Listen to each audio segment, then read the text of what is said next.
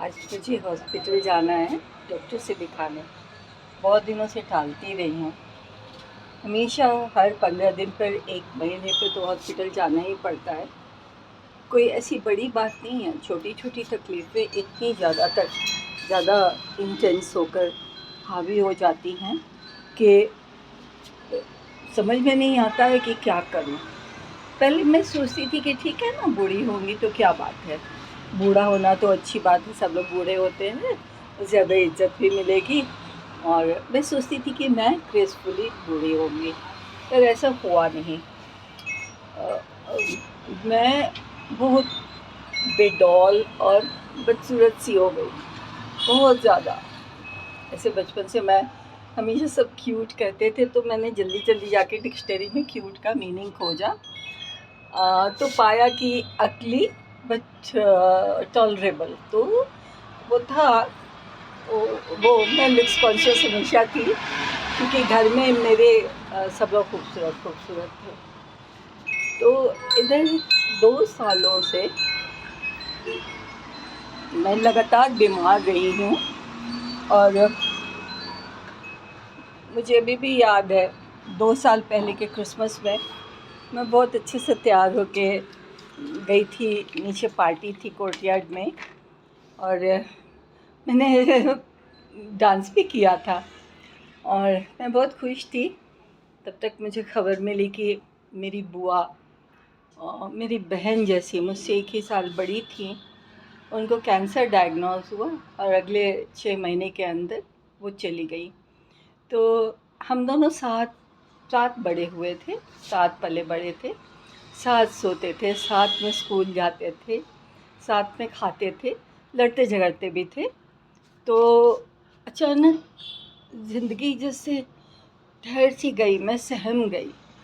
और वो रीज़न रहा कि क्या रहा, मैं बार बार बहुत तेज़ी से बीमार पड़ने लगी।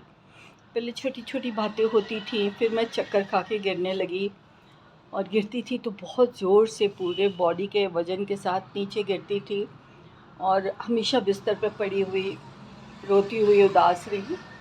तो मेरा वेट बहुत ज़्यादा बढ़ने लगा। उसके बाद इस साल की शुरुआत में मुझे डेंगू हो गया, और सबको डेंगू होता है, लोग वायरल की तरह लेते हैं, दवाइयाँ खाते हैं, ठीक हो जाते हैं। मैं हॉस्पिटलाइज हुई, बहुत अच्छा इलाज हुआ मेरा। लेकिन ऐसा कि मैं लौटी वहाँ से तो लग रहा था कि हाथ पाँव में शक्ति नहीं है, अब मैं कभी खड़ी नहीं हो पाऊँगी, कभी चल नहीं पाऊँगी। तो ज़्यादा वक्त मेरा बिस्तर पे ही बीता, और मन भी नहीं करता था, दिमाग सुन्न हो गया था। इतनी सारी मेडिकेशन हुई थी ना कि दिमाग सुन्न हो गया था, और मैं हमेशा पड़ी रहती थी और बुआ के बारे में सोचती रहती थी।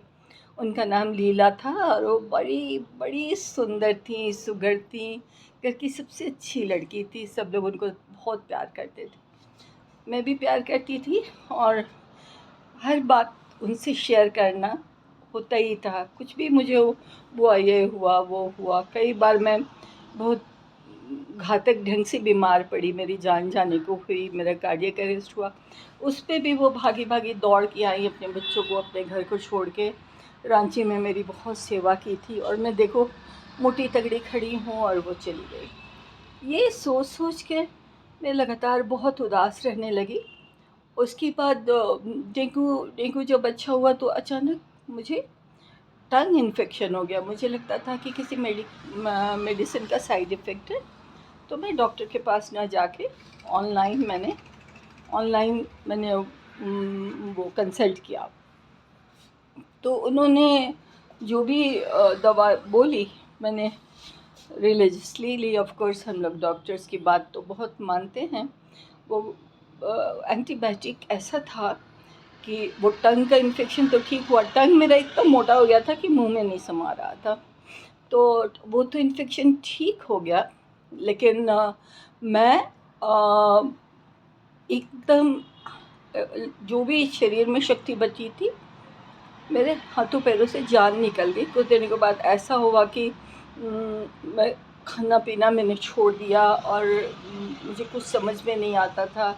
मेरी बेटी ने सोचा कि डिप्रेशन की वजह से हो रहा है, तो मुझे श्रीरंगपट्टनम के ट्रिप पे भी ले गई थी। मेरे यूट्यूब के फ्रेंड्स ने देखा भी होगा मेरा वीडियो, उसमें मैं ज़बरदस्ती हंस रही हूँ और मैं बार बार सोनम को बोलती थी कि सोनम अब मेरा वक्त आ गया है, मैं नहीं बचूँगी, मुझे अंदर से ऐसा लग रहा है, मुझे अच्छा नहीं लग रहा है। तो हुआ क्या कि गर्दन में और सामने में सीने तक बहुत बड़े बड़े बॉइल्स निकल आए, पानी भरे हुए। तो मैंने डॉक्टर को दिखाया, उन्होंने कहा कि ये हार्पिस है, शिंगल्स है और नर्व को बहुत बुरा अफेक्ट करता है, तो आप दवाइयाँ लो। तो ये लंबे समय तक टिकेगा, 4-5 मंथ तक तो टिकेगा ही। तो मैं अभी तक उसकी दवाइयाँ खा रही हूँ और वो शिंगल्स के दौरान मैं इतनी वीक हो गई कि वो तो बेड पे थी तो बेड पर ही थी और मैं इतनी डिप्रेस थी कि मुझे तो बेड पे होने का बहाना चाहिए था। तो मैं लगातार, मुझे ध्यान आया कि 2 साल से मैं लगातार बेड रिडन हूँ। मुझे कभी भी फेसबुक करने का भी मन नहीं करता था, न टीवी देखने का मन करता था, न बुक्स पढ़ने का मन करता था। बस मैं चुपचाप पढ़ी, वक्त बे वक्त सोती रहती थी। तो उससे क्या हुआ कि मेरे हस्बैंड बोलते थे कि तुम थोड़ा चलो फिरो और उससे थोड़ी शक्ति आएगी हाथों पैरों में, नहीं तो अचानक तुम्हारे हाथ पैर बिल्कुल बैठ जाएंगे और तुम अपाहिज हो जाओगी। तो मैंने क्या किया कि नहीं नहीं, मैं नहीं जाऊंगी, मैं नहीं जाऊंगी। कभी वो ले भी जाते थे तो मैं 2 कदम चल के वापस लौट आती थी और वो शक्ति भी नहीं होती थी मुझे चलने की, बिल्कुल चल नहीं पाती थी।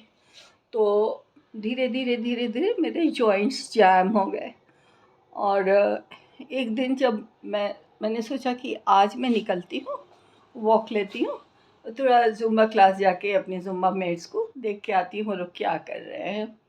तो थोड़ा सा मैंने एक नंबर थोड़ा सा तो ट्राई किया और उसी में अचानक मेरे पैरों में लगा कि घुटने में मोच आ गई। तो फिर मैं बैठ गई और नहीं किया और किसी तरह लंगड़ाती हुई घर लौटी। तो उसके बाद से वो उसका घुटने का दर्द बढ़ता चला गया, बढ़ता चला गया, बहुत ज़्यादा बढ़ गया। तो मैंने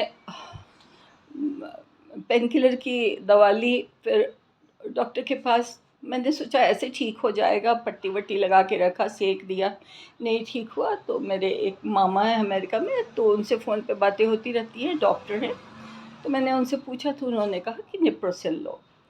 तो मैं लगातार नेप्रोसिल लेती रही और जब जब लूँ तो दर्द थम जाए और जब मैं जैसे ही दवा का असर ओवर हो, इतना सीवियर पेन, तो इतने दिनों से डॉक्टर का अपॉइंटमेंट नहीं मिल रहा था, तो आज मैं जा रही हूँ और भगवान करे डॉक्टर बोलें कि ऐसे ही तुम चल फिर के ठीक हो जाओगी और कुछ ऑपरेशन नहीं करना पड़ेगा, कुछ नहीं करना पड़ेगा, क्योंकि अब मुझ में शक्ति नहीं है सहने की।